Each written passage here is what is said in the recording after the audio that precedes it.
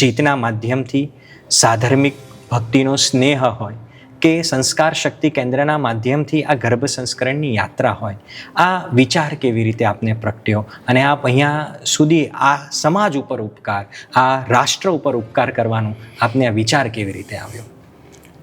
જ્યારે અમારી આચાર્ય પદવી નક્કી થઈ ત્યારથી મનમાં એમ હતું, આચાર્ય થઈએ છે તો સંઘ પ્રત્યે, સમાજ પ્રત્યે આપણી કોઈક ફરજ છે. સાધુ હતા ત્યાં સુધી ગુરુ મહારાજની નિશ્રામાં રહ્યા, જ્ઞાન, ધ્યાન, સંયમ, સ્વાધ્યાય એ બધામાં ખૂપેલા રહ્યા. હવે જ્યારે ગુરુ ભગવંતે યોગ્યતા જોઈ અને આચાર્ય પદ આપવાનો નિર્ણય કર્યો ત્યારે એમ થયું કે આચાર્ય તરીકે સંઘ અને સમાજ માટે કંઈક આપણે કરવું જોઈએ. અને તે સમયે આ બંને કાર્ય મારી પાસે સામેથી આવ્યા છે.